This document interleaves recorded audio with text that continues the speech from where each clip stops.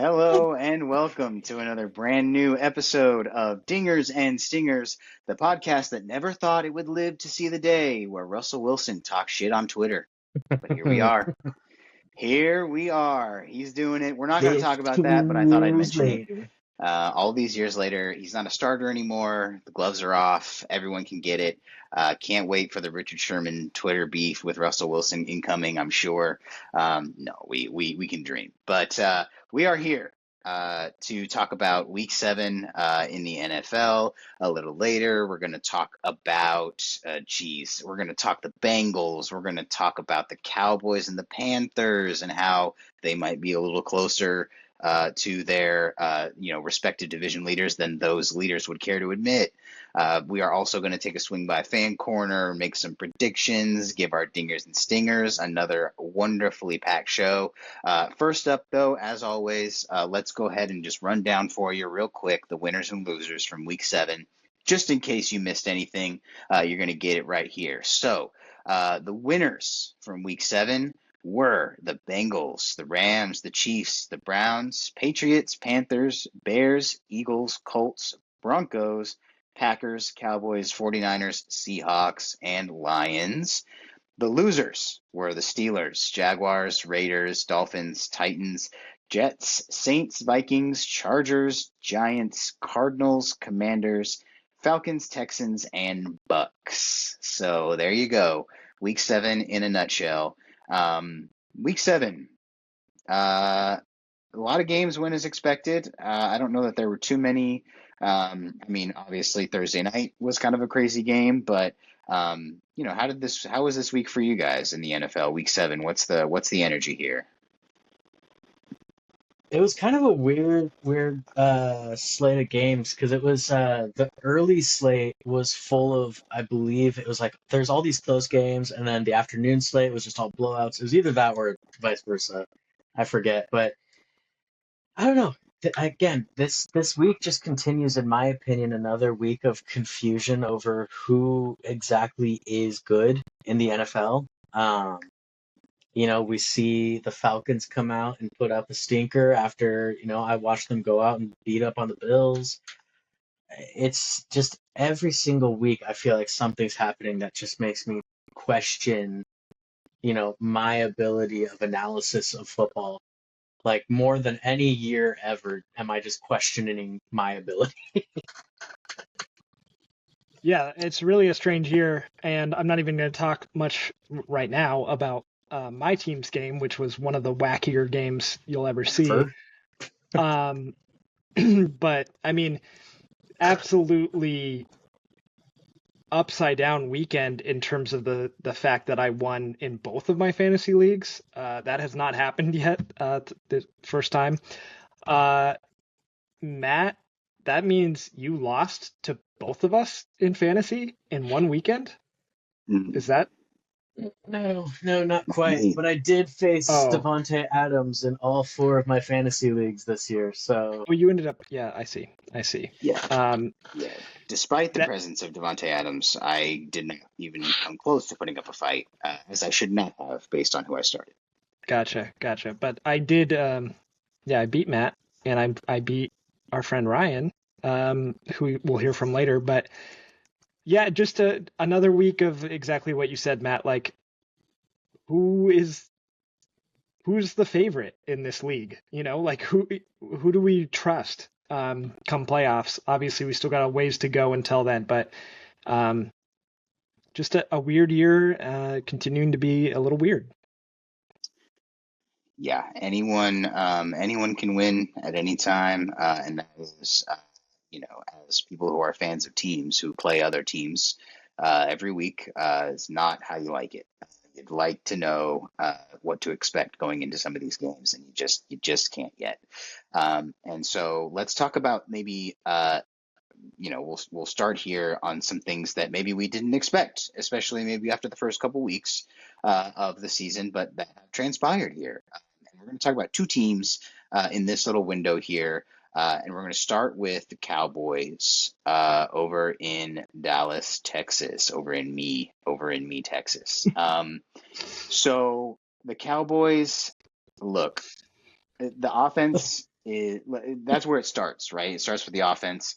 It starts with Dak Prescott playing out of his mind. We've seen it without CeeDee Lamb. It works. We've seen it with CeeDee Lamb. It still works. And so my question about the Cowboys, they are currently, I believe they're in second place in their division, right? Are they still? Because they're not still behind the Commanders because they just beat them. Yeah. So second place in their division behind the Eagles. Eagles 5-2, Cowboys 4-3. So or 3-3. Cowboys are actually 3-3-1.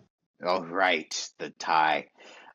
Okay, so Cowboys are 3-3-1 behind the Eagles at 5-2. So they're right there. In a season where the Commanders might, with Jaden Daniels' injury, they might not be in a place to contend at the moment. And then of course the Giants are, in and out. But so here are the Cowboys in second place. How dominant can this Cowboys offense be if the key contributors stay healthy for the rest of the way? Start there. I mean, it's hard to say because at this point I think they've already surpassed the expectation, right?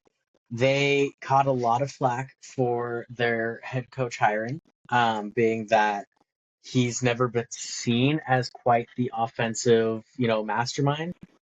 Their offensive line got worse. People argued that they downgraded at running back. There was a lot of things going into this that people said were going to go wrong.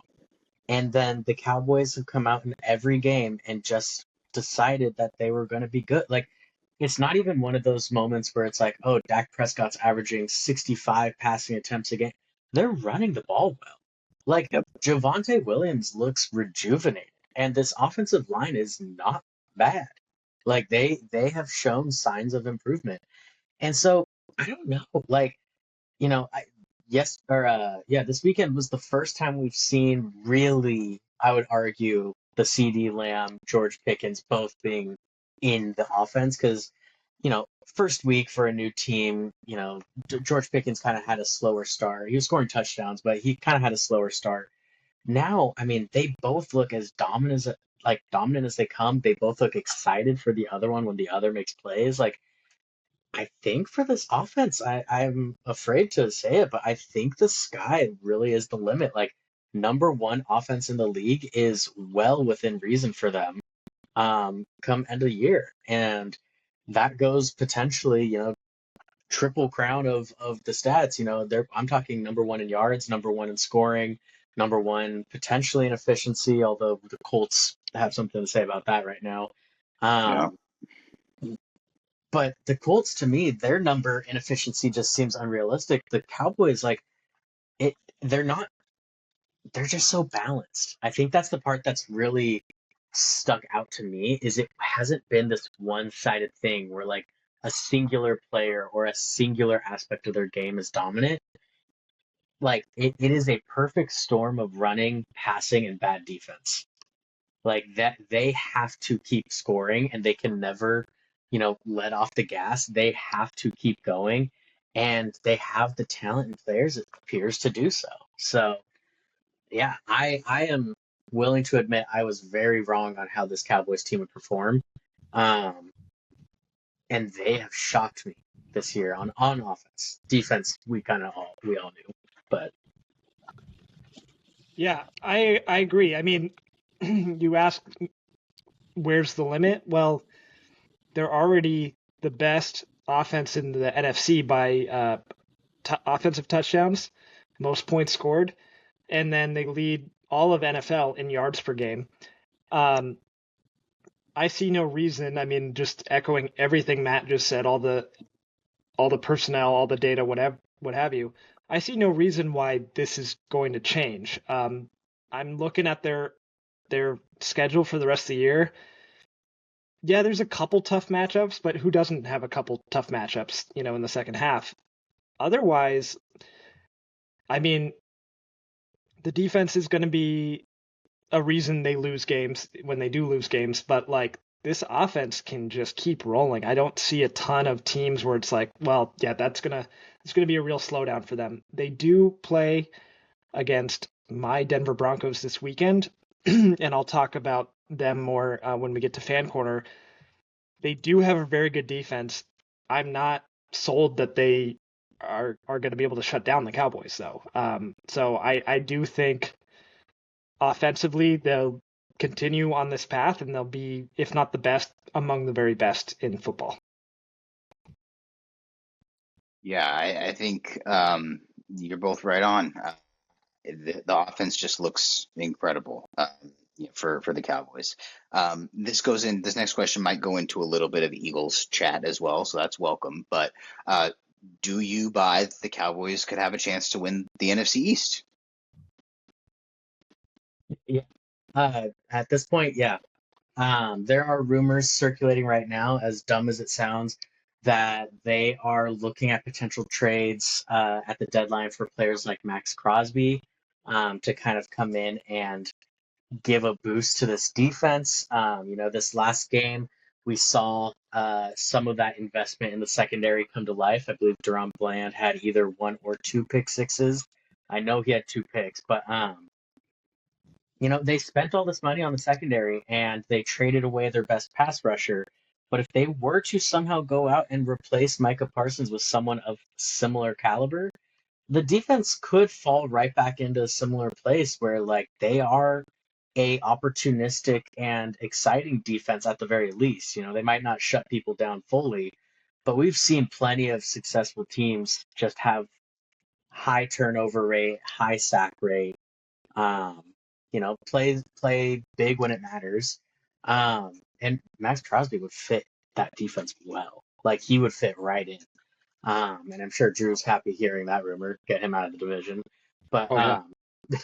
but yeah, I mean, I think absolutely it's within reason. And this Eagles team has looked weaker. And I'm not going to say weak, but they definitely look like there's something missing. There's something going on there that they need to solve. And in the NFL, a couple weeks, a couple games can really swing the whole season. Like at the end of the day, they're only like 2 games behind in theory, like a game and a half because of the tie, depending on how it falls.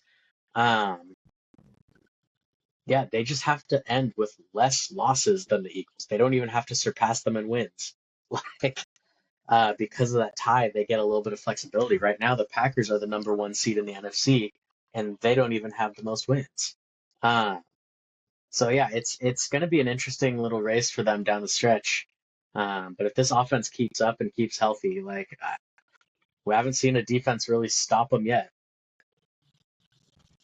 Yeah, I agree. I buy that they can take this division. Going into the year, obviously we were very high on the Eagles, but we were also high on the Commanders, and the Commanders have not looked very good. So then it just comes down to the Eagles, and as Matt pointed out, they only have one more loss than the Eagles right now, and that's with the Eagles starting off 4-0. That's with the Cowboys having huge question marks, and some losses early in the season where we kind of they kind of looked like maybe who we expected them to be.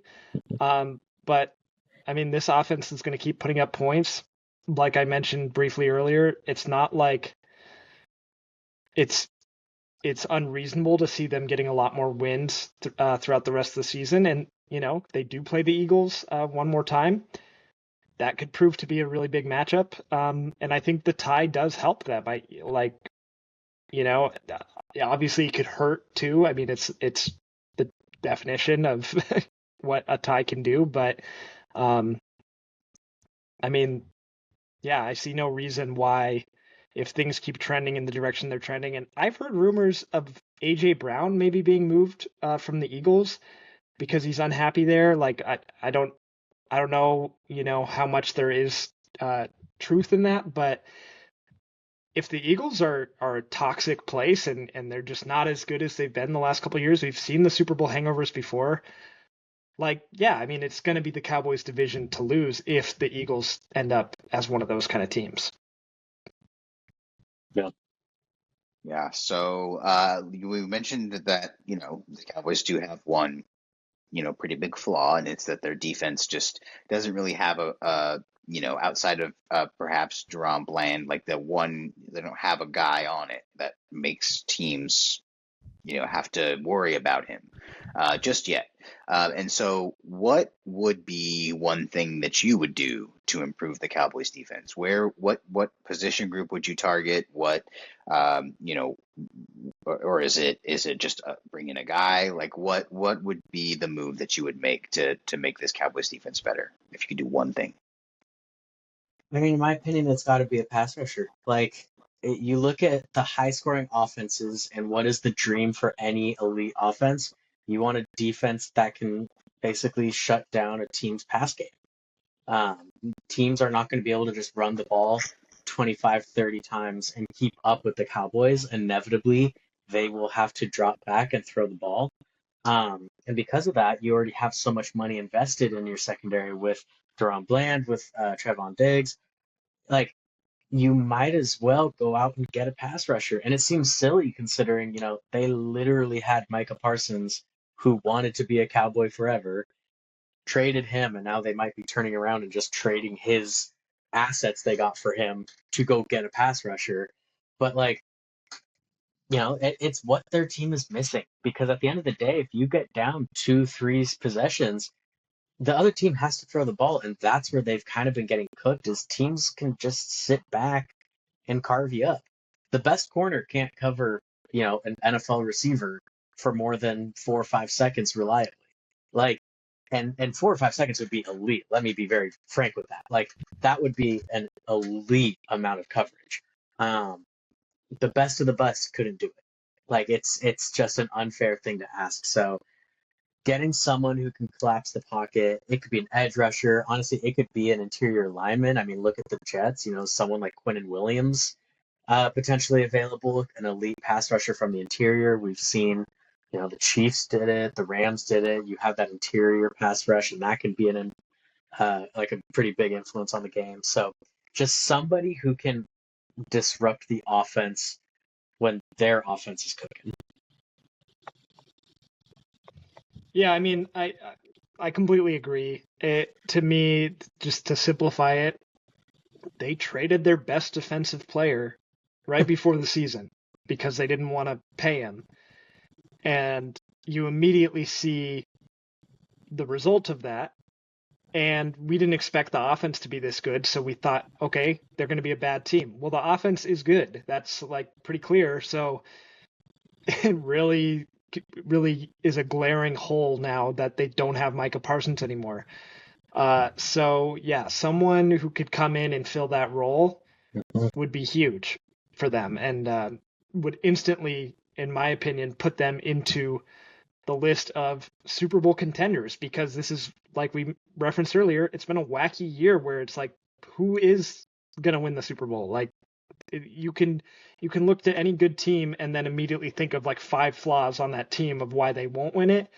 So in a year like that, why not the Cowboys? I mean, I'm not saying I'm hoping that's the case, but I could see Jerry Jones, who is a gunslinger anyways, makes crazy decisions anyways. Well, when your team is showing that they're pretty solid, go take that big swing. That's the time to do it. Yeah, and before we leave the Cowboys, we mentioned it earlier, but shout out to Brian Schottenheimer, man. He got clowned. We clowned him. Like, he was the one of the most underestimated head coaching hires this offseason. But he's calling good plays. The players like him. The offense is on fire. And so good for him, man. The Pete Carroll coaching tree lives, and he's part of it. So, The I'm roots of not, that tree are barely hanging on, though. yeah, never going to complain about that. But let's go to the next team that we wanted to talk about, which is also, closer to the top of their division than maybe we thought they'd be at this point, which are the Carolina Panthers. All they've done is win 4 of their last 5 games, and are now, I believe they are 4-3 now. And so, we saw the Falcons go poop mode against the Niners, and so who there's no such thing as a safe division lead in that division because of how much how kind of close these teams seem to be to each other. At least at this point, ostensibly. So, but let's talk about a little bit just what has led to the Panthers going on this little run that they're on right now. What have been the main contributors to that? I think the catalyst that kind of jump started this winning streak has got to be Rico Dowdle turning into like prime CMC. Like his emergence in this offense has been kind of a rise that I haven't seen in I don't know how long. I mean, Rico Dowdle, it's not like he's some rookie or some unknown commodity. He's like a kind of a veteran running back, you know. He's on his next team. He used to be with the Cowboys. Um and he was like supremely average. I mean, and that's saying something because we thought, I don't know, but the last few games that he's been in, the efficiency he has in this system and the explosiveness that he has in the system. I mean, we're looking at a guy who is doing like 25 touches for like 200 plus yards, like back to back games.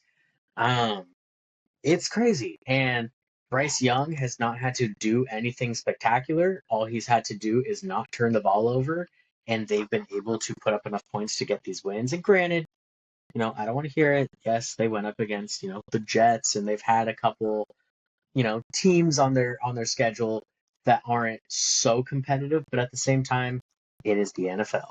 And every game you have to come prepared. Rarely in the NFL do you just happen to accidentally win a game.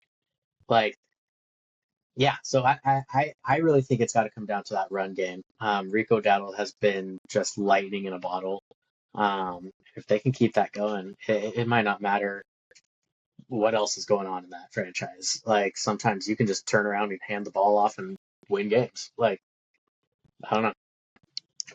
Not for nothing, they beat the Cowboys.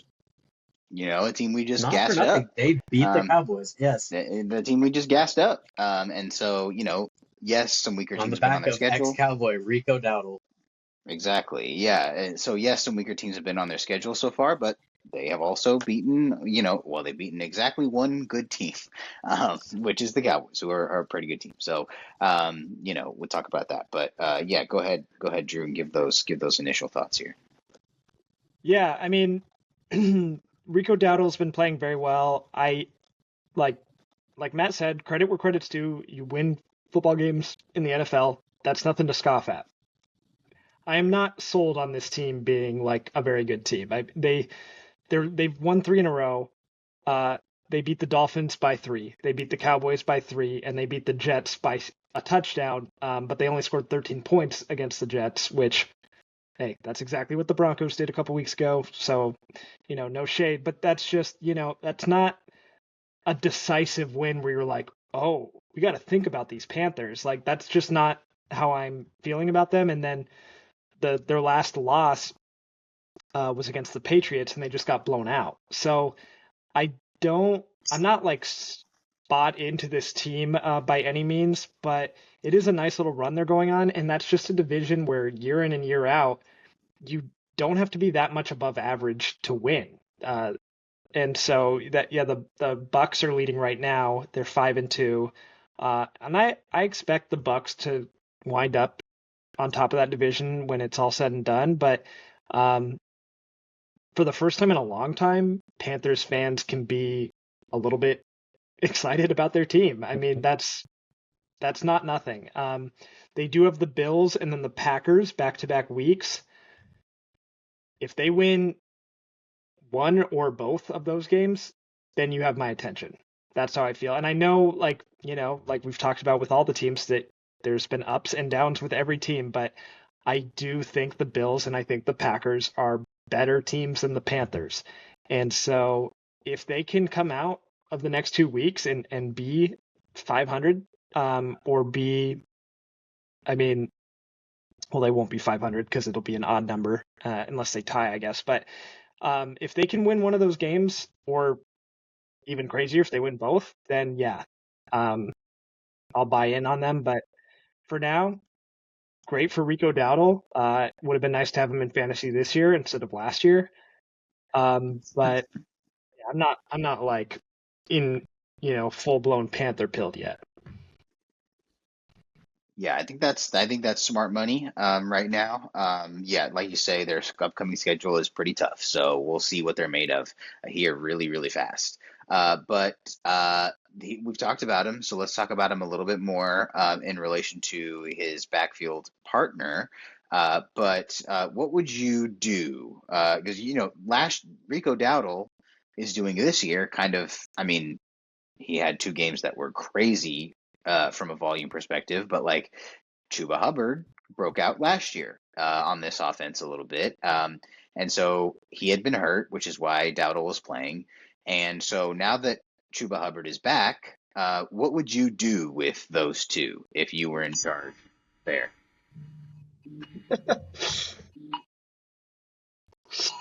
Pay no attention. I think Drew's in danger. Well, that was me first, Well, and then somebody else. I'm a different endangered adult. That's not me. Yeah, yeah. Don't worry, none of us are in danger. So what would you do with Rico Dowdle and Chuba Hubbard? What would you do if you were in charge? I would just not fix what's not broken. Chuba Mhm. Hubbard's a perfectly solid running back, but why mess with what's going on right now? And I you can utilize two running backs. I mean, every team does that to some extent. And there's no problem having two good ones. But yeah, I would keep Rico Dowdle as like the main back right now because he has earned it. And it's nothing against Hubbard, but he's going to have to earn his spot again. And when he's getting his chances, if he's going off, then it'll fix itself. But yeah, I don't think it's really a problem to have multiple players that you're high on at the running back position, but just keep feeding Dowdle. That's what I say. Yeah, I agree with that. I think like you look at this situation, and I know everyone in Panthers world looks, Chuba Hubbard is a team captain, and there's a sense of like loyalty to guys like that. At the end of the day, like I don't know, I always feel for like players who either get benched or get surpassed by a younger player or a different player, whatever. But isn't that kind of just comes with the territory? Like if someone is playing better than you, probably shouldn't matter how much you're getting paid, probably shouldn't matter what status you have. Like the best players play, right? Like, and I feel like that's something that's always been how sports works. So yeah, I'm like, you know, Chuba Hubbard's looked good, but Rico Dowdle's looked great.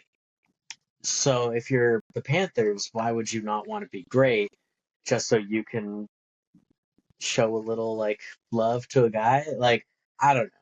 And especially with how short the shelf life on running backs is, take advantage of the greatness while you have it because like you never know, next year both of them might look old. Like it's just something you can't take for granted. So I roll with Rico Dowdle as well. Like ride that till the wheels fall off, knowing you have Chuba Hubbard on your team. Like it's not like some fall off of like crazy proportion. Like you ride Dowdle until he's no longer performing at this level, and you fall back to a guy who was really good last year.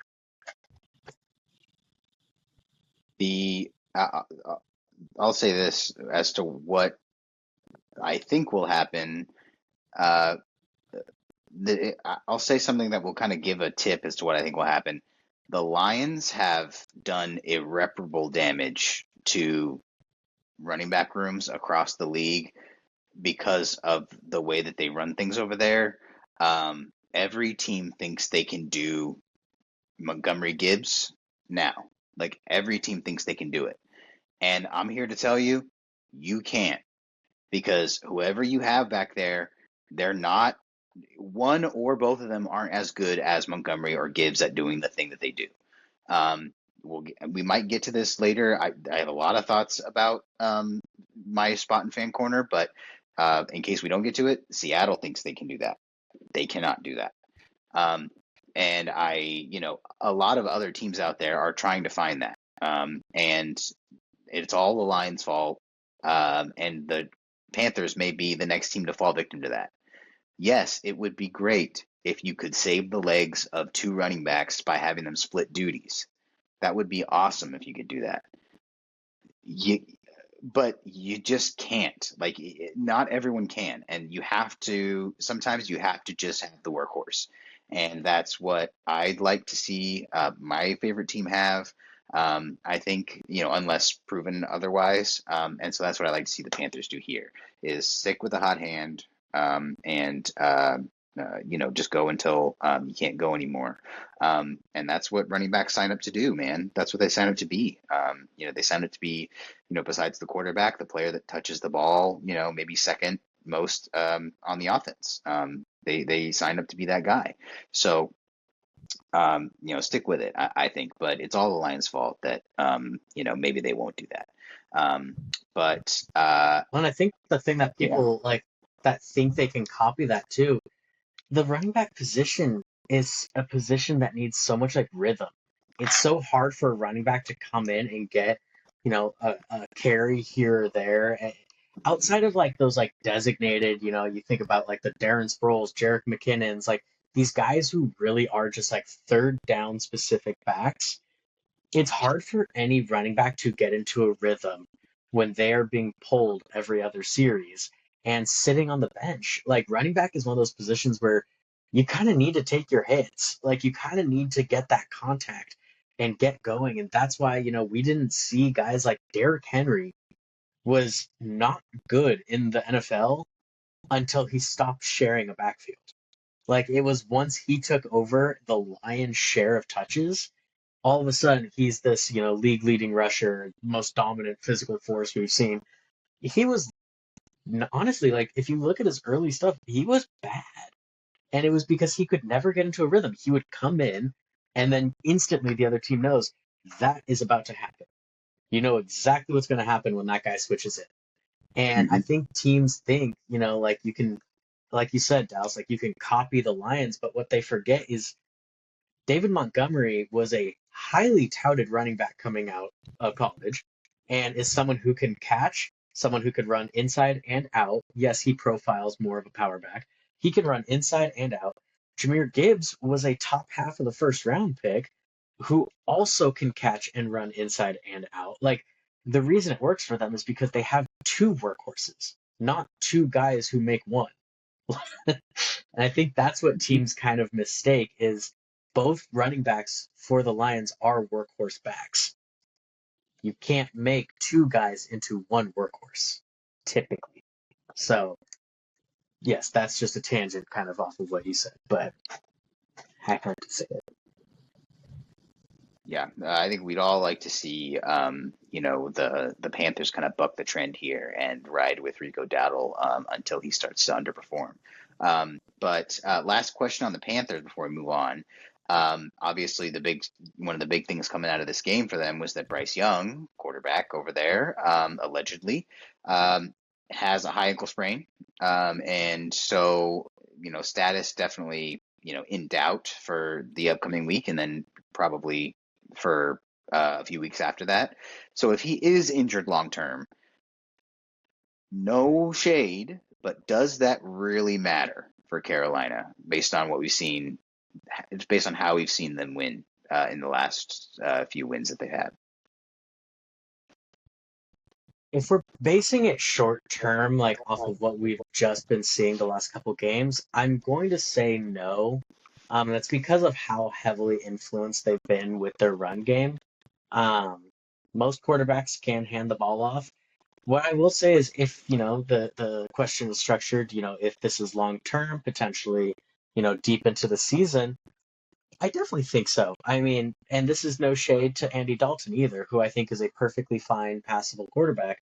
Obviously on the other side of the hill, but Bryce Young, love him, hate him, biggest critic, whatever you want to be to him, he was the top pick, and there is something to be said about guys who perform at a level worthy of that. I believe that his some of the traits that he has can be used to be an elite passer. And let me preface that again by saying the traits that he has could make him an elite passer. I'm not trying to like be some Bryce Young truther out here, but like, he built his entire game off of anticipation, off of accuracy, off of these things that typically you would see out of an elite quarterback playing at an elite level. So I think if you're talking long term, it could really affect them because Ted McMillan looks like a stud. He looks like a legitimate number one in the league. And if we see what Jamar Chase turned into with Jake Browning, like quarterback play can really take away from the effectiveness of a pass game. It's not just you need talent at receiver, you need talent throwing the ball too. Um, so we'll see. I mean, I don't dislike Andy Dalton's game at this point, but he's also not near the top of my list when it comes to guys I think are going to produce an exciting offense. So we'll see. We'll see. But if they're riding the hot hand of the running backs, like, yeah, I think they could still, win a handful of games by the time he gets back. So, Yeah, just a couple like real quick surface level kind of stats. Bryce Young right now is 24th in the league in passing yards. He's 23rd in the league in quarterback rating. To me, that's not like irreplaceable. I'm not saying Andy Dalton's going to be top 25 in these categories, but like I do think Andy Dalton lowers the ceiling of the Panthers, but I don't think we were seeing the ceiling of the Panthers anyways. So for this year, I don't know if it matters that much. Now, there would be the concern more long term of like Bryce Young missing significant time. What will that do for his development? This is an important year for him where the expectations weren't there, and here they are, a pretty competitive team. It'd be nice to see what he can do down the stretch when games matter. Now, a high ankle sprain, I don't see why that would keep him out the rest of the year, unless there's like a bunch of complications or something. But yeah, I would be more concerned as a Panthers fan of the long-term effects of Bryce Young missing time this year than I would be for like the current product on the field. I don't expect Andy Dalton to be such a bad quarterback that he gives the Panthers no shot at winning any games. I just don't think that's the case. Yeah, well, like we say, this team will be put to the test pretty quick. So, against the Bills defense that has not been one of the best in the league, that's coming up immediately for them. And the Packers have been a little bit up and down. I think the Packers offense projects well. Let's not forget, we didn't really talk about the Panthers defense that much in this segment because yeah, they gave up like 42 to the Patriots. They gave up 27 to the Cowboys, even though they won the game. So, we didn't talk about much about them. That's a problem in both of these matchups for the Panthers. So, who's to say where we'll be after that 2 week stretch with them? But it was nice for us to be able to talk about them now while they're hot. And so, moving on to our next segment here, we are featuring the return of a favorite segment of ours here, which is called Take on Me, which is one hot take from one of our loyal listeners. They're really our friends, but we'll call them listeners because it makes us feel good. And so, maybe they listen, maybe they don't, but we're calling them listeners because, I'm sure they wouldn't mind. So this take today, so what's going to happen is they've submitted a take for us. Ryan has submitted a take for us, and these guys are going to debate it a little bit for us. So, like I said, this take comes from our buddy Ryan, and the take he submitted is Joe Flacco will lead the Bengals to an AFC North title. Now, to set that up, we just saw the Bengals take Thursday Night Football over the Steelers in what is the Unk Bowl, the Retirement Bowl, whatever you want to call it. Depending on what generation you are, I guess you called it one thing or the other. But took it to them. beat them. So just to set that conversation up, that is what most recently happened that inspired this take. So let's talk about it. Joe Flacco leading the Bengals to an AFC North title. What do you guys think? We'll start with Matt's side. Yeah, let it also not be lost. What could have inspired this is Ryan in our fantasy league having Jamar Chase. True. That will inspire you to believe in Joe Flacco after the season Jamar's had. Oh yeah. Yeah, I mean, I actually think this take isn't as hot as it might sound on the surface. We talked about this a bit in our last episode, but or at least me and you did, Dallas, of like when we think inherently of like who's going to win this division, we all kind of were like, I suppose it's going to be the Steelers almost by default of how bad this division is playing. And they've just gained such a lead on the Ravens and the Browns, and we were just watching the Bengals tanking. I mean, they hadn't won a game since Burrow got hurt. And then Joe Flacco gets traded, and a few days later, he comes out and beats the division-leading Steelers. We're 7 weeks in. We're about to go to week 8. That's almost halfway through the season, but that also means there's a whole half left. Like, there is a lot of football left to be played, 10 games. A lot can happen, a lot can change. If Joe Flacco is going to put 25 balls on Jamar Chase every single week, we may see one of the crazier seasons we've ever seen, and this team can at least stand a chance. Like, I don't think that the AFC North is going to be strong. I think we'll see the late season surge from the Ravens, but I don't believe that I think they've dug themselves too far a hole. But yeah, I could see this. Like, I really could. They didn't move on from Trey Hendrickson. So they still have, one of the better pass rushing players in the league. They've had some guys on that defense stepping up. Their offense looks potent with a viable quarterback. So yeah, I think absolutely Joe Flacco could absolutely lead the Bengals to a title this year. We could see some more playoff Joe, which would be pretty cool. Yeah, I think that's all fair, what you said. I'm going to take the other side. I'm going to disagree. And it's not really that the Steelers are so good or I believe so much in the Steelers. It's just that I don't believe in Joe Flacco that much. I know we did see him lead the Browns to the playoffs a couple years ago. But we've seen like mostly over the course of his long career at this point, mostly mediocre football from him. And the Bengals defense has given up just over 31 points a game this year. And that is not good. That I mean, I guess I don't know, like I just calculated the points total, so that's not necessarily all against the defense, but still, like as a whole, the defense is not holding up. And um I also think you can't discount the idea that maybe the Bengals win the division, but it's probably because Joe Burrow came back in the middle of December and had a couple of good weeks towards the end of the season. I just don't think Joe Flacco is quarterback enough to overcome some of the defensive shortcomings, despite a fun win against the Steelers this last week. Yeah, like I mean, you mentioned the Ravens dug a big hole. The Ravens only have one more loss than the Bengals do.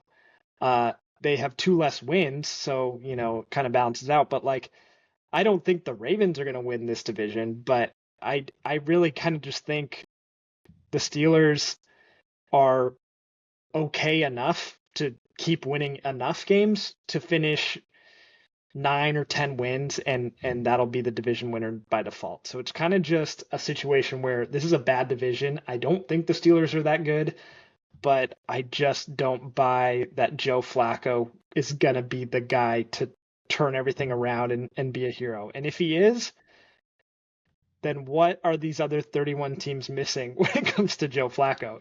Like I don't know. He's kind of a confounding figure at this point, but yeah, I'm just going to disagree with this spicy take from Ryan. Yeah, I might just be enough of a Steeler hater that this gives me some hope that they're not just going to Sure, waltz for into sure. a playoff spot, right? Hey, Like, if Joe Flacco and the Bengals win the division, I'll be like, hell yeah, let's go, let's do it. yeah, I just don't buy it. that's fair. Yeah. You know, with the defense like that, you gotta be ready to score a lot of points. And you know, maybe they get Chase Brown going finally. He had a nice outing last week for certainly by this season's standard. And so maybe there's an element to the rushing game there that's different when you have an actual threat to throw the ball that's not Jake Browning. And so maybe Joe Flacco's impact is more spiritual than physical. With actually maybe it elevates Maybe he the is people. God. I don't know. Maybe so. You never know. I would question. I would posit that anyone who can play quarterback at his age at a starting level could be some sort of deity for sure. I wouldn't go too far from that. But all right, so that was a nice little take on me segment there. We'll continue to do that as often as we can. Super love doing that. So keep it moving though. Keep it pushing, as they say, to Fan Corner. Because look, we got some good teams in Fan Corner this year, it turns out.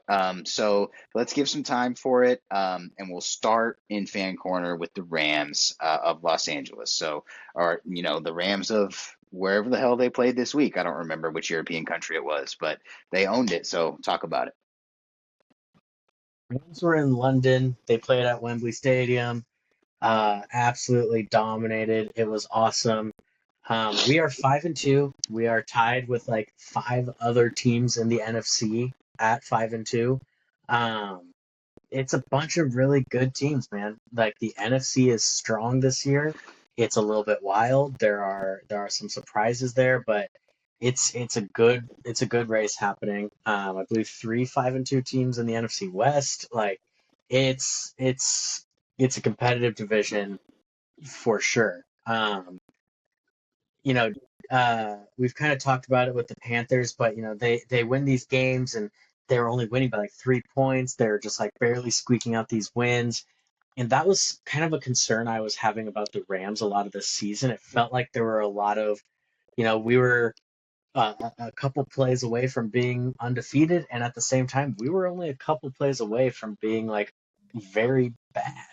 And it just felt like we didn't have any of these like decisive wins, and that's exactly what we got this week. We went and played Jacksonville, um, who usually I wouldn't be impressed by beating, but this year they've proven they're legit. Like they've got a good team, they got a good defense. And Stafford threw 5 touchdowns. He set the international touchdown record that was held by our backup quarterback Jimmy Garoppolo. Um, and he did that without having to really sling it around the yard. His yardage totals were not that high, but that's because he didn't have to. Our run game was good enough. Our defense was dominant. I truly believe this would have been a shutout had they not scored a garbage time touchdown against our backup defense. Um, but all in all, I mean, we're in a great spot, and we get to come back, get this bye week, get Puka healthy, and kind of get ramped up for this second half push. The last 2 seasons, post bye, the Rams are 16-4, I believe, is the record. Sean McVay famously is very strong in the second half of seasons, and coming out of bye weeks. And last couple of years we've gotten out to these crazy, awful starts where we're 1-3, 1-4, and we claw our way back into the playoff picture. Right now we're 5-2, and if we go on another stretch where we're 8-2, 9-1 down the stretch like we have been, we could be looking at a really special season, which is cool to think about. Like I would love to see, it would be ignorant to not assume that this is probably Stafford's last year. Um, and I would enjoy to see him going out at least playing well, which I think right now he is. I think based on his stats and how he's been playing. And if you watch the games, you can really see how good he looks. Um, I think Stafford is squarely in that MVP conversation as of right now. So would love to see him get some notoriety and some respect that his career has kind of taken from him. He's always been one of the best quarterbacks who's just never gotten noticed. And I would love to see him get some of that down the stretch in his last season here. Yep. No question that the Rams were able to have a, that big statement win over there. We've seen a Mhm. lot of the European. I believe this was the last international game this year. I may be wrong on that, but I believe this was the finale of those. I We've think seen so. the majority of those offenses do not transfer overseas. In some cases, defenses don't either. It's just big sloppy mess. And the Rams were able to in the last international game of the year, they were able to show that it's possible if your team is good enough. And so yeah, for sure a statement win for the Rams. And so let's move on to our next team in Fan Corner, and that is the Denver Broncos, who had a normal one. Yeah. Let's start with the positive. The Broncos are also 5-2, among the best records in football, um, leading the AFC West for the first time in, I don't remember exactly, but it's been a while. Um, and this week they played the Giants, and they scored 33 points in the fourth quarter and won by 1 point in an absolutely insane comeback, the likes of which I have never seen. Um, I mean, it was 3/4 of me being completely out on the Broncos. Like, just like we're gonna look like this against the Giants at home. Um, and then they turned it all around in the fourth quarter, and it was awesome. And it wasn't even like crazy, tide turning pick six or anything like that, or kick return touchdown. It was 4 offensive touchdowns. And then they gave up the lead again with 37 seconds and were able to get the yardage needed to kick a game winning field goal. So, an amazing fourth quarter where Bo Nix and the offense looked amazing. And at the end of it, we come out 5-2 so far on the season and in first place. The negative is that, like I said, 3/4 of it was just awful. The offense couldn't get anything going. The defense played all right, but had its moments of laps where the Giants were able to get some big plays and get touchdowns. We also wouldn't have won this game if the Giants simply made their extra points. I think that they missed 2 extra point kicks, and they also missed a 2-point conversion attempt. So, factor that in, we don't win that game. And this whole season, 5 wins, only one of them has been decisive, and that was against the Jake Browning version of the Bengals. So every other win has been by 1 score, oftentimes just a couple points. On the flip side, so have our losses. So I guess, we're playing it close. But I'm just waiting for the Broncos to take that next step, because the defense looks good enough to contend. I'm not saying I have no concerns about the defense, but it looks good enough. I'm not super worried about them.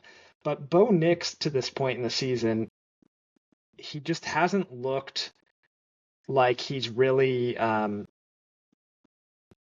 full of confidence and making those throws with conviction, and the play calling has been suspect at times. It just, there's a lot of concerns I have with the offense, that just, I don't know. I need to see more consistent gameplay from them for me to really buy Shoot, in. And then, am I still here? Because it keeps cutting we out. we might be losing you a little bit, but you're here now. Okay. All right. All right. We're getting most I'm of just it. gonna. We're getting most of it. Okay. Just to cap it off, like, at I in a year where no one is standing out as the true number one contender, it could be the Broncos' year. I just need to see more from them. Yeah, that's what a lot of teams are doing right now, and like fan bases are doing right now is like they want their team to get that 35-0 or whatever it was, 35-7, whatever the Rams got ended up with. They want their team to get that win, or a win that at least where they look like they're in control for a lot of the game. So you're in good company there, but yeah, I would like to see that for the Broncos too.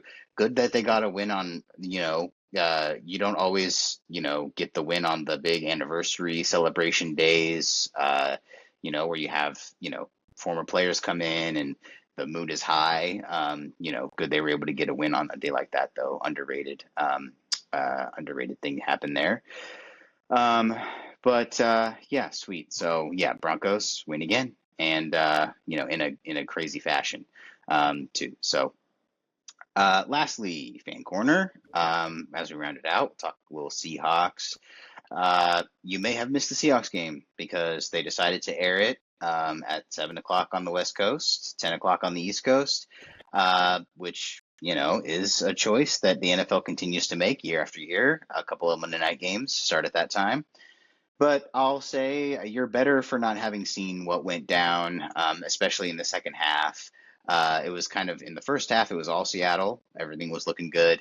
And then in the second half, it was just like it looked like a game where it was raining sideways and like it's like negative 20 degrees outside. Like teams were playing that way. Both teams were playing that way. So the game itself, I did not really have the best time watching, but I will say there was no point in that game. I don't think that I was ever concerned Seattle was going to lose, because of how it started and because of how the defense played. So this has kind of been like I've kind of been dancing around this kind of thing. I've been talking about the positive things about Seattle in our episodes here. I've been making sure to acknowledge what they've been doing well. But you may have gotten the sense, and because this is the case, that I had not yet to commit to this team actually being something of a threat in the NFC at this point. And that's kind of because I was waiting for this game to happen and see what happens. Because first of all, I think that the Texans defense is the best defense we'll play all year. I thought that at the beginning of the year before the year started, and I still thought that when they were 2-4. And so I do think that the Rams defensive line is right there with the Texans defensive line. I do fear the Texans secondary more than the Rams at this point. They could add somebody, the Rams could, by the time we play them, but to make that change. But as of right now, I think the Texans defense is the best defense that Seattle's going to play all year. And so I was kind of waiting to see because the offense was the question. Going into the season, the offense was the question because there were so many new faces there. There were some people that disappeared from it. And so I wanted to see it. And the Texans defense was allowing something like, I think, 16 or so points a game. Seattle put up 27. And it was a hard-earned 27. They also turned the ball over 3 times on offense and once on defense in the very LOL sequence. But to survive that 3 turnovers and still score 27 and still beat the team that you turned it over 3 times to, I think that showed me a lot about the ways this offense can go. I had not yet seen Seattle win in a game where Sam and Jackson Smith and Jigba didn't get busy. And so I was kind of thinking that they might need to win in another way this time. But actually, they proved that they actually can keep it going, even against a defense that's elite. Sam Darnold and JSN can still cook. And now I am under the impression that the secondary that can cover Jackson may not exist this year. And so, because if Texans secondary can't do it, I would be surprised if anyone else could really shut him down without allocating tons of resources to it. So all that to say, I think I'm in. on the Seahawks team now. I'm gonna throw it in. I'm not saying they're gonna win a Super Bowl. Shout out to Dan Orlovsky, who did say that a lot last night. And I think you're a crazy person. But I'm not saying they're gonna do that. I just think that I now am committed to this team as a playoff team that can maybe even win a playoff game, whether it's on the road or at home. It doesn't matter because the defense is playing very, very well. This is the best I've seen the defensive line for Seattle look in my lifetime, probably. I'm comfortable saying, and they're dominating games without Pro Bowlers in the secondary. Like Seahawks also have a bye this week, coincidentally enough, and so they're going to get Julian Love and Devin Witherspoon back after the bye is over, just in time for a really tough stretch, and so. With them on board, the defense can be even better, and they can get coverage sacks and all that good stuff. And so I'm really looking forward to seeing what they can do at full strength when everyone's back, because they can just continue to dominate. So it is a thing of like, I needed to see it happen against a team that I feel is elite on defense, and while they did have their mistakes, Sam threw probably his first real interception of the year. The first two were really unlucky, I thought. But this one, was kind of a thing of like, yep, this is an interception that some quarterbacks throw. He also fumbled in the end zone. Not great. But that defensive line, again, for the Texans is like, it's crazy watching them do their thing. So they did very well against Seattle, but it wasn't enough because Seattle's defense just shut them out. Almost. They didn't allow a touchdown until the fourth quarter. And the only other touchdown that the Texans got was off the fumble in the end zone. So, very high on the Seahawks right now. I think they can be really, really good moving forward, which is a scary thing to think when you haven't played the Rams yet. You still got the Vikings on the schedule later. You still got, the Niners one more time when they'll be healthy, probably as healthy as they've been all season again at the end of the year. So it's a scary thing to think that they'll make some noise when you have all that pending, but I'm ready to go. These guys are good. All right. Let's go to our locked in segment and go over picks and predictions for the week. So I'll start and then I'll throw it to Drew since I picked last week. I made a prediction last week, which was that the NFC South would go 4-0. They did not. They went 2-2. So my B on the prediction, tanking your prediction percentages. In my defense, the 49ers are missing almost every key starter on their team, so I thought I might have had an outside shot at it. The Bears had played it on Monday Night Football, short week, thought the Saints could pull something out, but 'twas not to be. So my B on that, but we'll get back to Drew predicting and see what you got for us this week. Yeah, so I was looking at the schedule for this weekend, and I noticed a lot of kind of mismatches in terms of this season's records. A lot of 1 to 2 win teams playing 5 or above win teams, and my prediction is that one of those low win teams is going to win. And I think that'd be a little cheap to just say one of them. It'll be one of them. But I'll get more specific. I'm going to say that the Houston Texans at home against the 49ers will pull out a victory. The Niners are 5-2. The Texans are 2-4. And I'm going to pick. I don't know what the actual betting line is or whatever, but I'm going to pick what I perceive to be the underdog in that matchup and say the Texans will win. Yes, that's a great prediction. I think I picked the Falcons were part of that for a similar reason. So hopefully it can work out better for you than it did for me. Because but I mean, I just talked a lot about Houston and what I think about them, so why I think they'll beat San Francisco this week. But I think I'm in agreement with you. Okay, so Matt, talk about your prediction from last week and then your prediction for this week. What you got for us? Yeah, I predicted that in Puka's absence, we were going to see Devontae Adams explode. Devontae Adams historically has played very well against the Jaguars, and I was right in a sense, and I was wrong in how. Devontae Adams exploded, but instead of yardage, he exploded with touchdowns. I predicted that he would go for 200. Uh, and he did not. He went for like 39 yards or something. Like it was pretty unspectacular yardage wise. Uh, but he scored 3 touchdowns. He caught 3 whole touchdowns this week. Um, I don't know. Maybe leave it to the fans. Maybe leave it to Dallas to be judge. I don't know how 3 touchdowns to 200 yards compares. So I don't know if it's a win, loss, tie, etc. But that was my last week's prediction.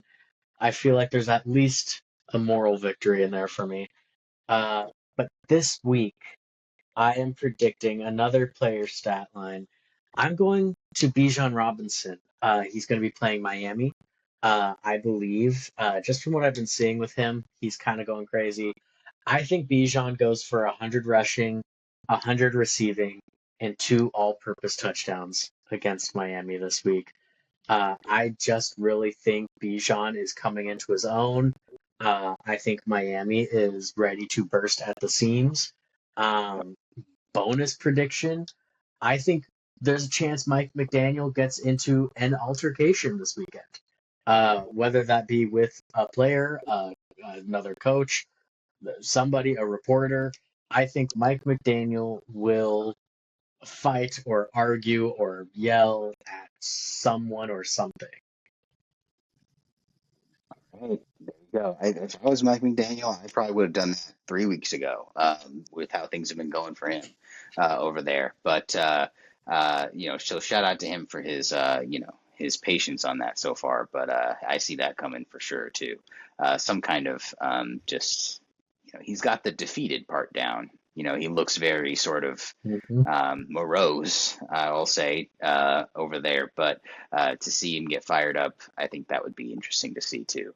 I think the players might appreciate that a little more, maybe, than what he's putting out there right now. Anyway, but anyway, let's go to Dingers and Stingers, our favorite segment, our titular segment, where we give our dingers one good thing and our stingers one bad thing from the world of sports for the week. And so let's start with the stingers, as we always do, and let's start with Drew with the stingers. Give us yours. Yeah, my stinger for this week is the Mariners losing Game 7, and I guess mostly just losing the series. I was rooting for them hard. I have, family connection to the Mariners and such, and it would have been really cool to see them make it to the World Series. And they left Toronto, the first couple games in Toronto, with 2 wins. And I thought, well, here it is. Here's their moment. And fortunately, couldn't get it done. We talked about it at length in the baseball episode, so I don't need to get too much into it. But I was pretty bummed to see the Mariners get eliminated and not make it to the World Series. So that's my stinger for the week. Yeah, and if you're curious, Drew's family connection to the Mariners is that his brother is Julio Rodriguez, twin brother. Yeah, Yeah. just sad. But Matt, let's hear your stinger for the week and let us know what you got. Yeah, my stinger for the week, honestly, like if I was being cheesy, would be just that the Dodgers are in another World Series. But I went with something a little more personal. For me, it's genuinely that the Rams are on bye. It's kind of dumb, but like I love football, and I love when my team plays football, and I That is loved dumb. it. Sure. But you know what I mean? It's like I loved it back when the Rams were winning like 1, 2 games a year. I've loved it when we've been winning. It dictates like genuinely the quality of my week. Every week I get to watch my Rams play football. And then there's just this random little bye week where I have to take a week off, and it's really weird watching football on Sunday being like, there's zero, like, it just feels like there's nothing to care about. Even though I care so much about, the rest of the league and fantasy and all that stuff, there's just nothing will be my Rams. So, yeah, just a lonely little week for old Matty here. I'm glad one of us feels that way about bye week because I am the other side of the bye week than you. I'm like, this rules. I don't have to worry about this. Uh, um, this is awesome. The Seahawks cannot lose today. Amazing, incredible. But I do miss it. I'm going almost three full Sundays in a row without Seahawks because they played Monday night this week. No, they have a bye, and then they have Sunday night coming back off the bye. So, almost three full Sundays in a row with no Seahawks, which is very rare for this time of year. Don't see that happen a lot. So by the time we get to 4 p.m. on next Sunday, like the Sunday after this coming one, I'll be like, I need to watch Seahawks again. That'll be when I miss it. But yeah, no question. When your team doesn't play, it just doesn't feel like it's football time. That's for sure. All right, let's end with the good though, and let's go to dingers. Drew, what's your dinger for the week? Yeah, my dinger comes with my favorite team, the Denver Broncos, inducting Demaryius Thomas into their Ring of Honor this weekend. Just the Sparks Note version of him is he was awesome wide receiver for us for a good chunk of time, especially during the Peyton Manning years. And back then, I would probably told you he was my favorite player. I really liked him. And a couple years after his playing career ended, he tragically died very young. He's most likely due to, playing football for his entire life, as it happens, unfortunately, to some guys. But it was the Super Bowl 50 reunion, as Dallas kind of alluded to earlier this weekend. And as part of that, they added Demaryius Thomas to the Ring of Honor, and his little pillar that they give to them is right next to Peyton Manning's. So just a really cool moment for the Broncos, and then obviously getting the win was awesome. But just one of my all-time favorite players, one of my all-time favorite athletes, who was tragically, taken from us too young. And it was cool to see him get a moment. And his mom was there, and all his old teammates were there, and I just think it was a special time, and I'm glad it happened, and I'm glad I got to see it. Yeah, it's always fun when you see you know despite the context, when you see the players that you rooted for get added to the lexicon of all-time greats for the franchise. It's also always fun to see that.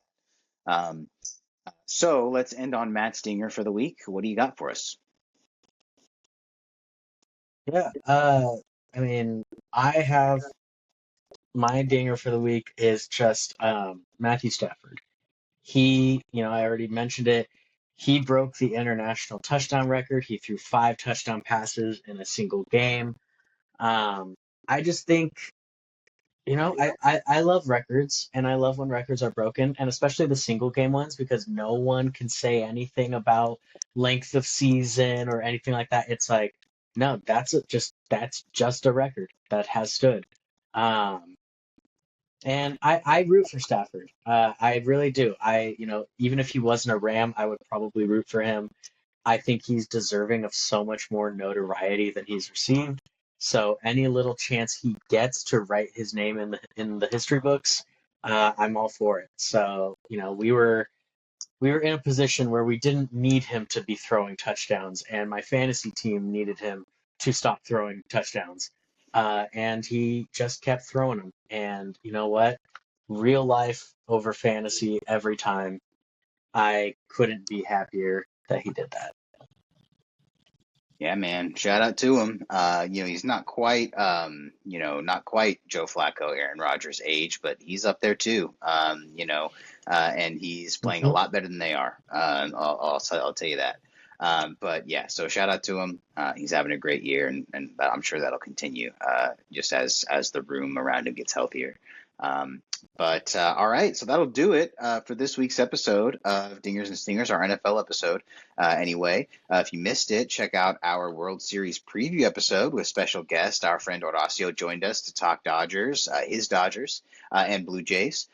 So check that out if you haven't yet. And, subscribe to us here so you don't miss any of our future uploads. Drop a comment. Let us know what you think. If you're in on the Panthers, let us know why. What are we missing? What are we not seeing? Let us know if you think that Joe Flacco can do this thing or not. I'm not inviting Elijah to come and do some crazy stuff to us, our good buddy Panther fan. But come on in, let us hear it. If you want to. So also follow us on Instagram at Dingers and Stingers. We might be getting active during the World Series. We can't do a pod after every game, but we can throw a story up after every game if we want. So maybe we'll start popping off there as the World Series goes on. But follow us there for anything that we post over there. But stay tuned, and until next time, take care, and we'll see you next week. Thank you. Goodbye. Bye.